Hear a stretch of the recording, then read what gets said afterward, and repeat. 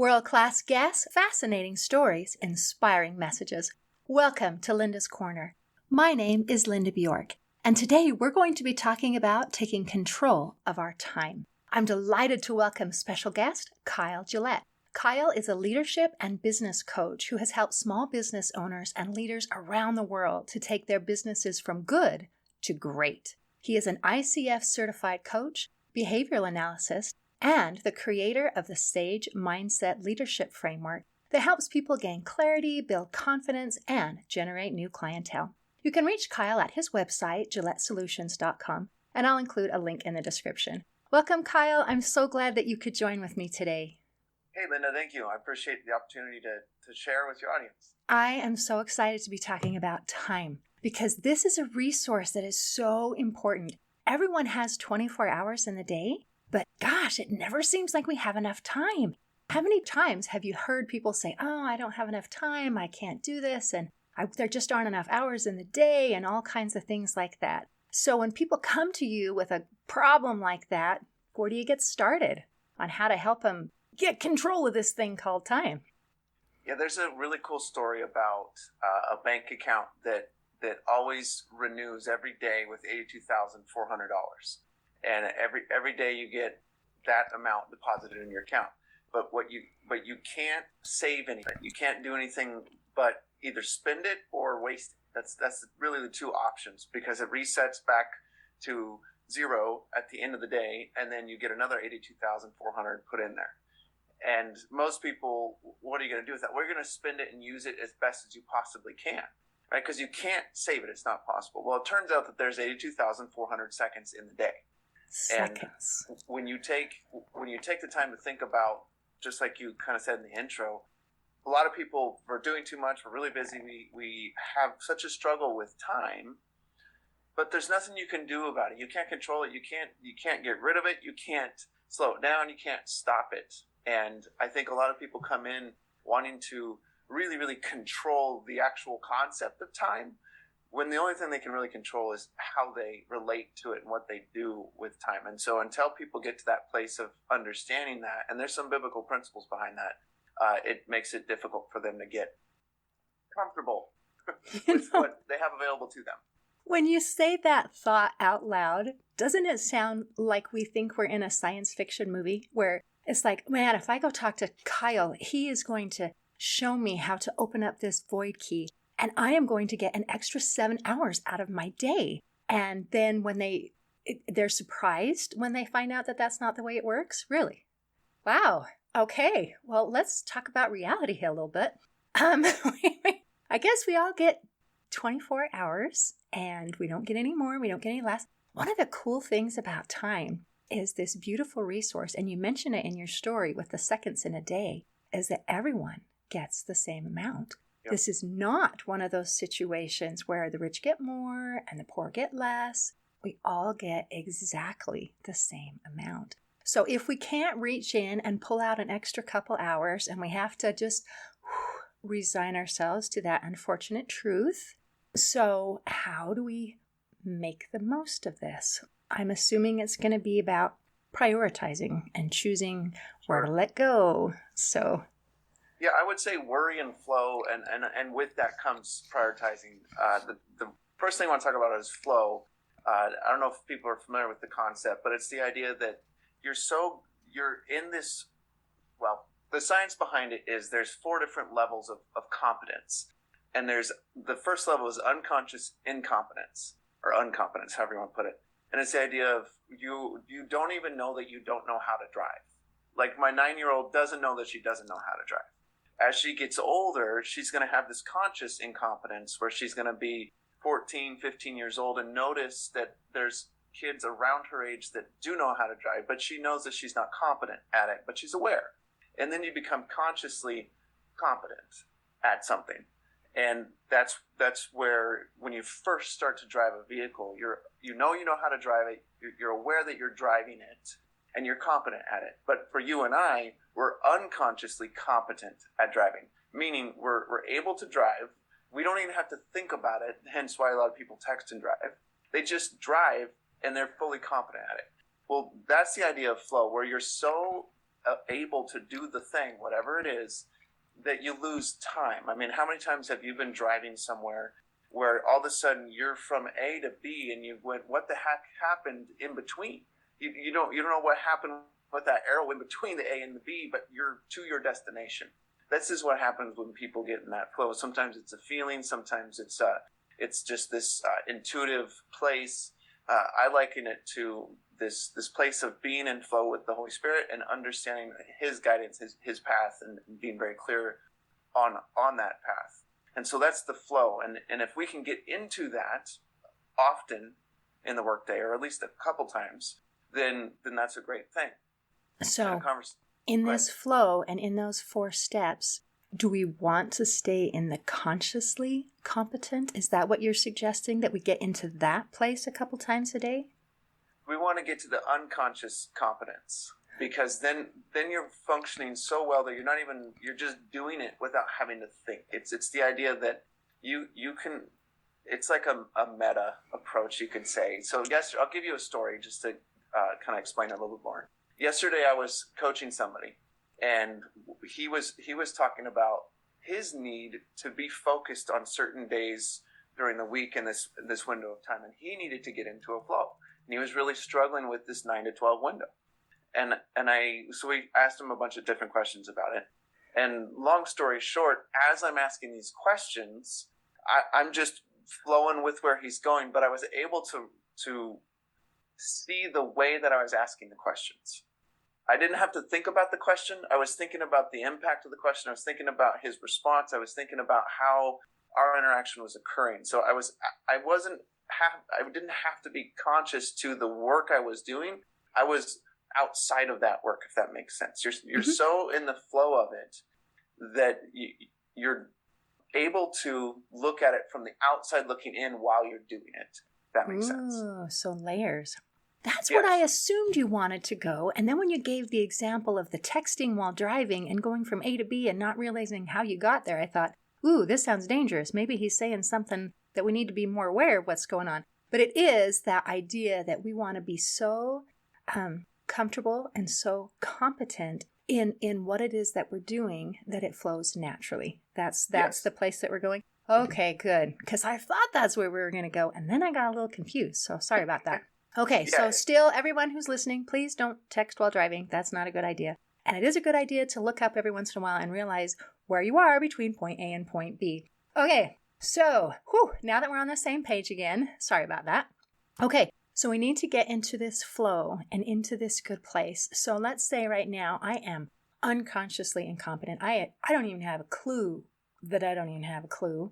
So how do I get from there to where I want to be? So I've got my day, my time, everything is overwhelming. I feel like there's so much to do and no time to do it. And I feel like I'm a mess. How do I mold that into a flow where it's like, hey, today is a beautiful day and I've got plenty of time. I have, I can do all the things that I need to do today and everything is going to be great. And I'm not worried about a thing because guess what? Tomorrow I can finish the things that maybe I didn't complete today. And that peace that comes from knowing that, we really do have enough time. Yeah, we need a guide is what really helps. And sometimes that guide can be a person and sometimes that guide can be yourself. But if it's yourself, you have to develop a system, you have to develop a process to be your own guide. And I serve as a guide to my clients because what that means is I can be the Yoda, if you will. I can look at their situation from the outside looking in and be able to help them see what they're unaware of the struggle that they're dealing with or unaware of how they're really not maintaining their priorities very well or they're focusing too much on one thing or the other. So a guide is super helpful, someone that can step in and be blunt about what's working and what's not working for that individual. So they need to be very observant and be given access to you so that they can observe you. And that's why a coach is so powerful for that reason. But if this isn't something that people want to do, the other piece is documenting what you do and how you do it. I can't tell you how many businesses that I've worked with that their main issue is they don't document their process. They don't document their systems. And because of that, they get some sort of a result. They don't know how they got it. or they get a really good result, but they still don't know how they got it, or they fail and they still don't know how they failed, because there's not a tracking and documentation of what works and what doesn't work. And this fits for the individual as well. So if you dial in a system of monitoring your own behavior, then you know where you're excelling at and where you're not excelling at, which allows you to take much more control of your time. And I teach a lot of people something I call a MOLO. It's really simple. It's just 5 questions. And the way to use it is you use it weekly. At the end of the week, you do a review of your week and you ask yourself 5 questions. And they have the same kind of cadence to them, which is, what should I start doing? What should I stop doing? What should I do more of? What should I do less of? And what should I keep doing? And you pick a topic to focus on and ask those 5 questions. So 2 weeks ago, I focused on the topic of my kids. And I was going, okay, what should I do more of with my kids, less of, et cetera, on through that list. And it is really helpful to highlight where you're not doing well, where you are doing well, and what you need to drop and what you need to keep. And this is where you start to take control of your time, but you have to ask yourself the right questions, or have someone else ask you the right questions to guide you in your process to the right priorities and to taking control of that time. Wow. Thank you, Master Yoda. So we all need to be Padawans and kind of follow the Force a little bit and be able to move in that direction. And I love that as you're talking about, you chose the topic of your kids and including them, because I think sometimes as we work on business and we focus on that and get those blinders on and think about, I need to get my business successful, and think, hey, in just a quick 40 years or so, then I'll worry about my family. Well, guess what? Kids don't stay kids for a quick 40 years or so. So that is beautiful. And as we're talking about time is such a precious resource. And especially as we're talking about kids and being able to have those moments with them as they're growing up. Because money, if we lose money, we can earn it back again. But time, once the time is gone, it's gone. And there's absolutely nothing we can do about it. So those are fabulous questions. I love them. Yeah. So is this related to the SAGE mindset at all? Is this a connection to that you totally. have created? Okay. Yeah, the MOLO is part of the growth mindset within SAGE. So for listeners, SAGE is a framework that I created about a little over 3.5 years ago now. And it stands for 4 things: self-awareness, accountability, growth, and empowerment. And it's the idea that all great leaders have those 4 things in their foundation of leadership, in their approach to leadership. I call it a leadership house is really the way I describe it, where self-awareness is the foundation to your leadership house. The more self-awareness you have, the larger framework, the larger building you can put on top of your leadership. When you get to growth, it's it's the walls and the roof of your leadership. So this is the actual building of your leadership. The empowerment is the windows and doors. And the idea with the windows and doors is that people that are underneath your leadership roof can see out of your leadership and walk out of your leadership because they're ready, they're empowered to go. But also people can look into your leadership and walk into your leadership and be influenced by you because they're inspired to be under your leadership because you're doing such a great job, or you can be such a great mentor to them. That's the empowerment. And then I did it in the wrong order. I do it on purpose, but accountability is the nails that holds everything together in your leadership house. If you don't have accountability, I don't care how good a foundation you have. I don't care how fast you're growing and how well you empower others. If you lose integrity, if you lose accountability, the whole leadership structure is going to crumble.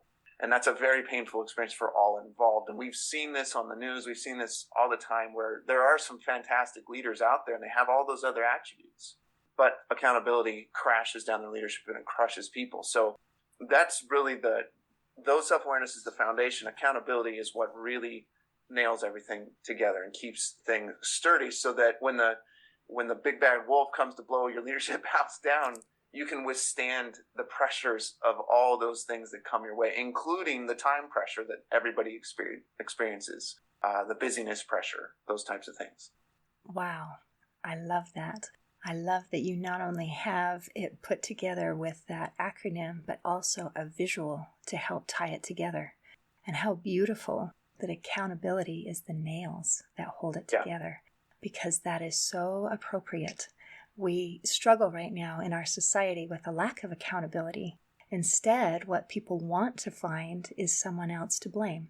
It's like, let's nail this on somebody else without realizing that the nails of accountability go in our own house. Yep. And some people think also, if I blame someone else, then that means, people will like me. And a lot of times what it really is when people hold themselves accountable, that brings more respect, where you look at them and say, oh, okay, I can trust you. Yep. So that's deep. That's a beautiful, beautiful thing. And I love as you're talking about that self-awareness, and that connects back to your earlier analogy of being unconsciously incompetent. If we become self-aware, then we can no longer fit in that category of being unconsciously incompetent. Yep. We have to become aware of our incompetence and accept those nails, and then replace them if we need to, and put that back together. So that's amazing. Thank you. Yeah, Thank you, Master Yoda. A lot of the work that I'm doing with people when it comes to either the time management or the systems, it all boils down to really three things. It's mindsets, habits, and systems. If you shrink it all down and you really want to categorize it into some things, these are the areas that leaders and businesses struggle. What are the mindsets of the business, the culture, that type of stuff? What are the habits of the business and the people within it, the leader of it? And then what are their systems? This is the documentation of all that. When these three things are in sync and everybody is very aware of those three things, businesses succeed. And it is instant. I have several different stories I could share, but where this happens, the mindset shifts, the habits shift, system goes in place, and it generates hundreds of thousands of dollars. It's incredible what it can do. You just have to put the work in to get there. And that's what I call remodeling. Because if you think about it, the growth mindset is the third piece of that formula, of that framework. And there's people's homes that lately, a lot of people have been remodeling their homes. You can knock down a wall or take off a section of the roof and make your house larger. Those types of things are happening. The same thing happens in leadership, and there's these moments and these opportunities where we can blow the roof off of our leadership, and we remodel things. We adjust the walls. We move things around because we're learning so much about ourselves and about others, and empowering people and giving people opportunities and growing in incredible ways. Therefore, our leadership house also grows. The number of people we influence also grows. The number of people that observe what's happening also grows. And it's amazing, but it's all tied to mindsets, habits, and systems. Without that, and you could go on with metaphors of electricity and all these other things that go into this leadership house, but those are the three things that make all the difference in the world for businesses and the leaders of them. And when you talk about that change being instant, and you had some stories, and I wouldn't mind hearing one of those, but when you were first explaining that these are the three things, my mind was thinking, oh, mindset is kind of a hard thing to change. Sometimes people get set in their ways. So I would imagine that the results would be instant once you have those three things in alignment. But I imagine getting those things into alignment is not going to be an instant process unless you're working with magical human beings who are willing to say, oh, I'm doing this wrong? Okay, well, let's fix it. Usually people are like, I'm not doing it wrong. That just natural pushback that goes in there. And it's like, no. Can I just blame somebody or do another Facebook ad or something? I mean, isn't there an easier way? What do you mean I have to change? I don't like that. Talk to spouses. And then you know exactly what's going on. Talk to spouses or direct reports, and we'll know exactly what's going on with that. I had a house designer. Kind of ironic that we're talking about leadership house, but anyway, he's literally a house designer, fantastic, award-winning guy at this, and he doesn't have an architecture license, but he consistently wins the local reward for being the top architect out here, even though he doesn't have a license. So 3 years in a row now, he's won it, and it's really amazing. He does great work. And I was coaching him. It was our second session, right? Yeah, second session.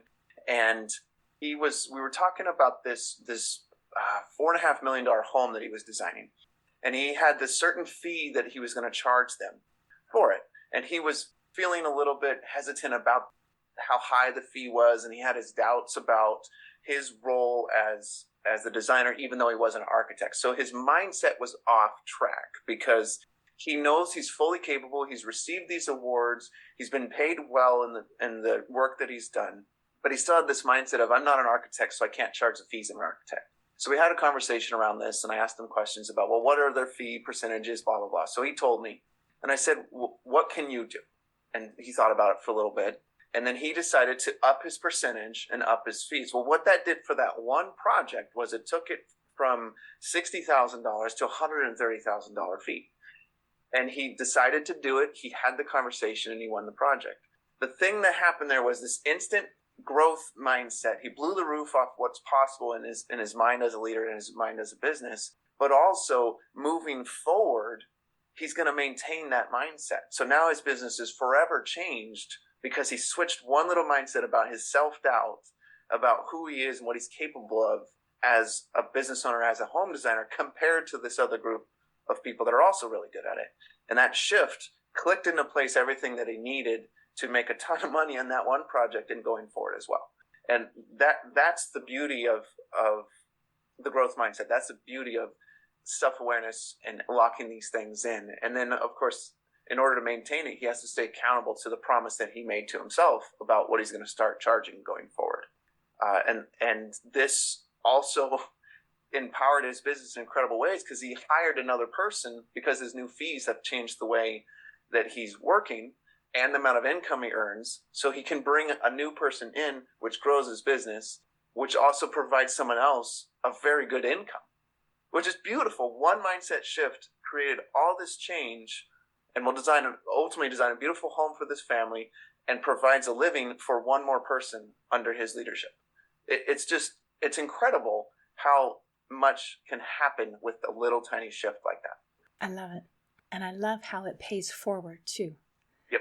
And it didn't in any way damage or harm any person along any Nope. step of the way. It was a win and a win. I mean, here you have this award-winning, competent, capable creator who is now being compensated for that and Yep. being able to help. And like you said, hiring someone else and creating more income and creating a job. That's a really big deal to be able to create a good job. Yes. That's lovely. That's lovely. I've asked my dad in the past. So he's a orange farmer in California.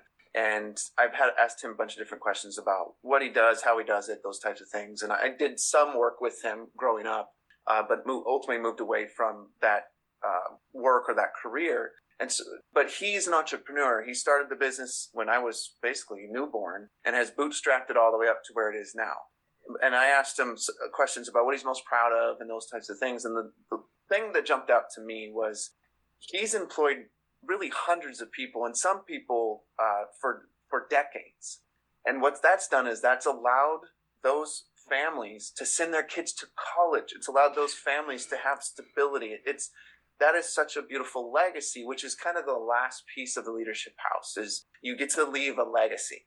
If you build a beautiful leadership house, ultimately it leaves a legacy. And we all know this about great leaders. We all know this about wonderful homes. It's a legacy that lasts for generations. And it's the same thing in leadership. When you do a great job as a leader, you leave a legacy that matters for generations of other people that are influenced by what you do and how you do it.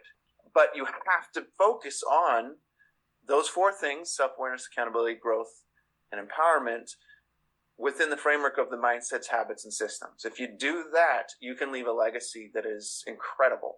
It takes work and it takes time. But when you do it, when you focus in those ways, you're basically guaranteed to leave a legacy that matters. And that, for me, that's the heart, that's the mission behind everything that I'm doing with my clients. That is beautiful, Master Yoda. Thank you.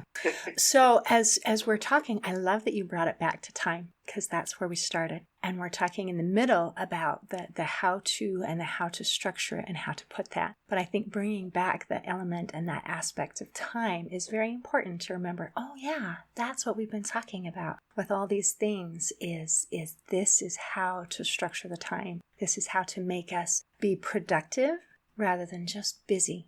I think a lot of times people feel satisfied with busyness or it gives maybe even a feeling of self-importance. That if I'm busy from morning till night, then that means that I am an important person. Yep. And our busyness can be not productive at all. And I think when you really get it right, there should be time to do the things that are important to you and that matter and that make you happy. And then it creates a good person house as well as your business house. Yeah. Well, you said busy, and I love how busyness and business is one letter different. And if you take the why out of busyness and you figure out what your why is, then it becomes business.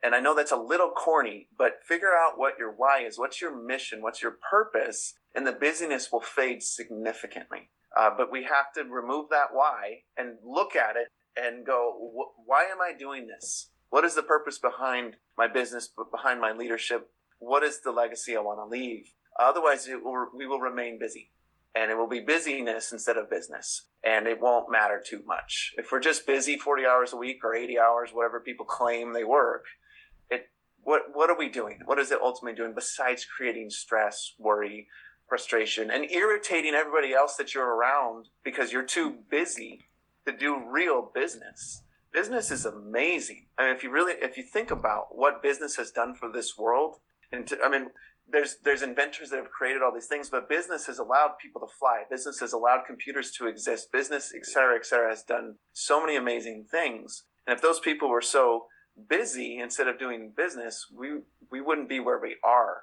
And business is such a beautiful and honorable thing when it's used the right way and not busy way. And what a huge distinction that is. And how marvelous to remember about the shoulders that we're standing on. And those examples of people who have done business and made the world a better place. And I think that is magical. And the making the world a better place, I used to think that meant you had to influence every single person on the planet for that to count. But I am changing my mind. That changing the world can also mean changing my world, changing the world of one person or a small group. That does change things, and then a ripple effect can come out. Even like the example you gave of the architect, who isn't an architect, but he is an architect, that creating a new job for someone, that just changed the world for that person. Right. And like you said, that makes it so that you can, like your dad, send people to college and you can do things. So all of these things, our efforts can change the world, but they're in smaller steps than, starting a world war, which does change the world, but not in a good way. Well, yeah, and you first have to change your world before you can really change anybody else's world, which is, again, that mindset, habits, and systems thing, and fundamentally self-awareness. But I want to jump back and share a quick story with you about making a difference for the one situation, the one person. You may know the story, or maybe you don't, but there's a story of this old man that's has a house on the beach, and he's sitting on his deck looking out at the ocean. And there's hardly anybody on the beach, but he notices this little boy on the beach. Every once in a while, the boy bends down, picks something up, and throws it in the ocean. Takes a few steps, bends down, picks it up, throws it in the ocean. And the old man's like, "What the heck is going on?" And he can't help himself, so he gets out of his comfortable chair, climbs off the deck, walks down to the beach. And as he's getting closer, he keeps seeing this little boy pick up this thing and throw something into the ocean. And he finally gets close enough to notice that it's actually starfish that the boy is picking up. And he walks up to him and says, "What are you doing?" And the boy tells him he's, trying to help these starfish. And he says, "That's not going to make any difference." And the boy's quiet for a little bit, walks a couple more steps, picks up another starfish, tosses it in the ocean. And he looks at the old man and he says, "I made a difference for that one." And that I think is exactly how we need to think when it comes to leadership. That one little moment, that conversation, you take control of that conversation. And I don't mean of what's being said in it, but you take control of how you handle yourself in that conversation. And you can make a difference for that person, for that employee that you're leading, for that client that you're working with, that prospect. You can make a difference in that moment in incredible ways. But if we don't recognize that picking up starfish and tossing it in the ocean, even though there's 1,000 of them on the beach, if we don't recognize that one actually is making a difference, it's going to be difficult for us to focus in when we're having that conversation, focus in when we're putting the work into something. And I believe that that's it's hard to do that, but when you stay present and alert to the people you're interacting with, it's a lot easier to make that difference one interaction at a time.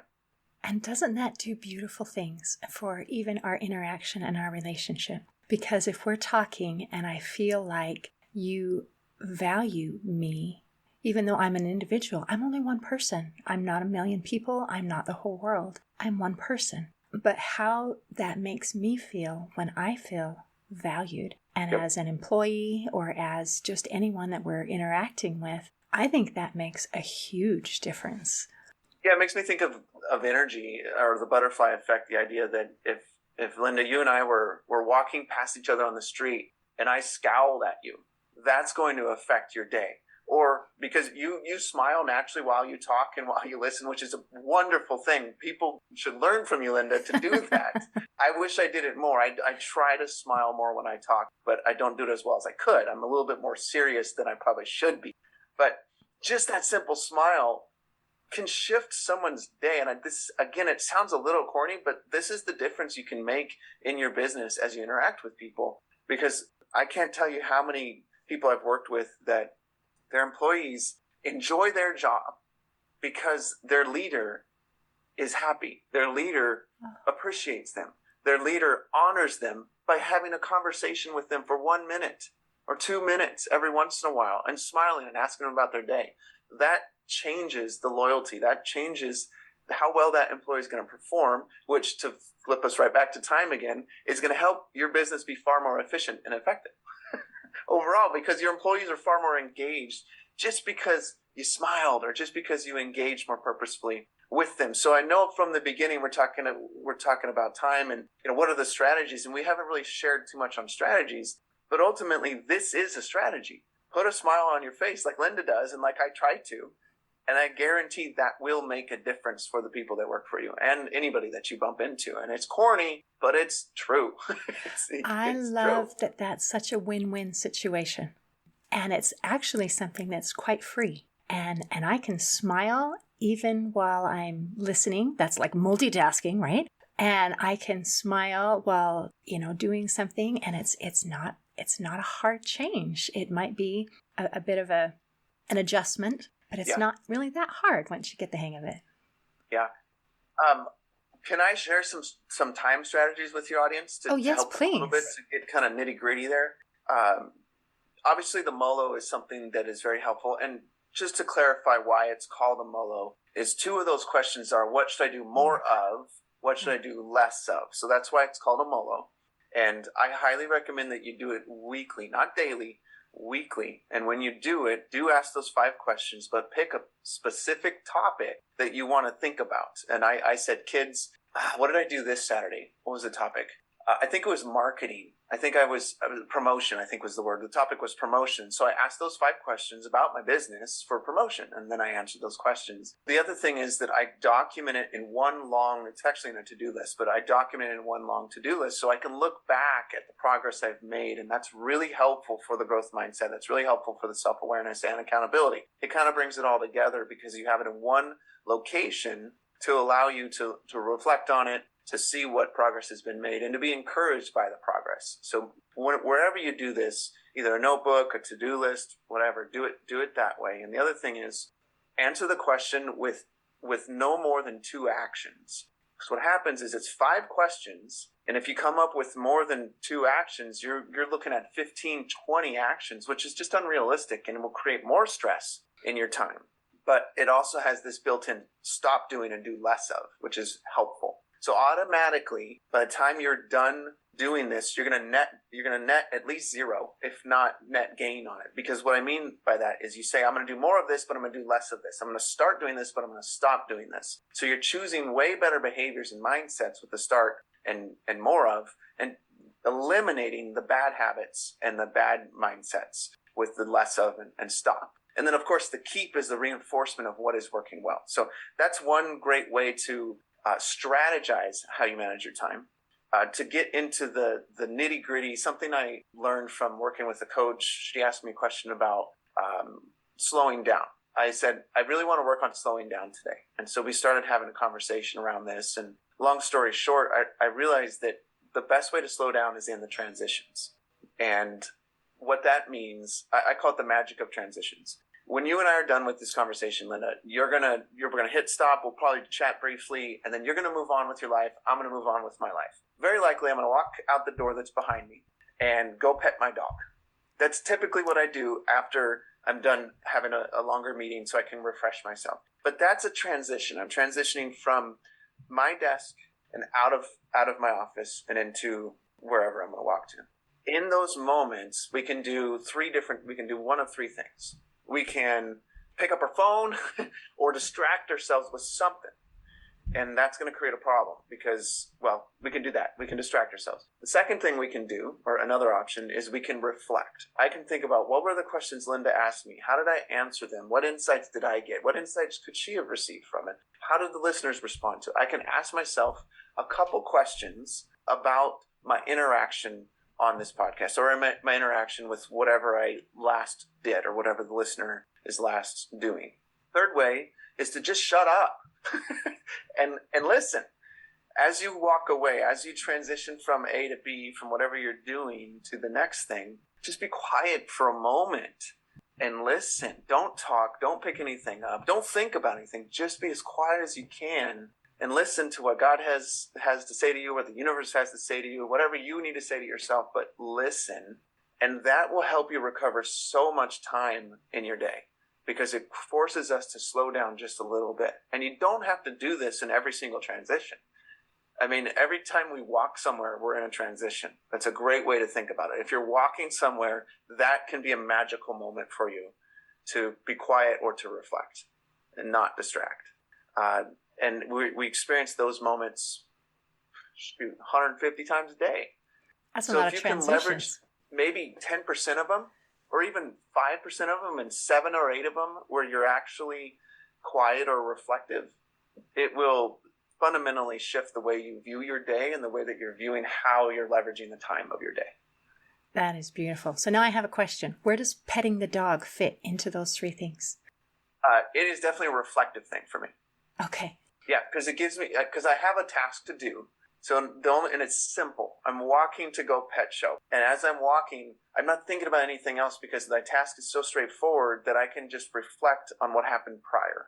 If I'm jumping to a new task like emails or a phone call or something else, then I have to engage my brain in that moment, when it's so much better to give ourselves time to transition to this bigger thing or this new task, because we don't switch like this. Multitasking is a lie. It doesn't exist. It's not a real thing. True. I've read that it takes 20 minutes for our minds to connect from one thing, disconnect from it, and then reconnect to a new thing, or connect to a new thing. And so that's why these transitions are so important, to use them appropriately. And take your dang phone out of your pocket. Don't put it in your pocket. Don't carry it on your person. Set it aside. If you misplace it for a little bit, the world's not going to end. Just don't put it in your pocket, especially the men out there. Don't put it in your dang pocket. Put it somewhere else. Put it in your work bag. Put it anywhere but your pocket, because it's so easy to get distracted by it. That is so true. And we have so many distractions available. And I loved your idea about stopping and that transition. And I talked to someone else who said that every time he says, to make sure that I stay productive and not busy, and working from home, that can be challenging. He says, I set a timer, and at 1 hour, I stop and I dance around the room, and then I come back, and then I'm ready to re-engage. So I think in addition to the transition, it also gives our minds a break. Very, very valuable advice. Master Yoda, you have been amazing today, and I appreciate your time. Yeah, you're welcome. In closing, I'd like to share a quote by William Penn. He said, "Time is what we want most, but what we use worst." Today, I invite you to use your time well. See you next time on Linda's Corner.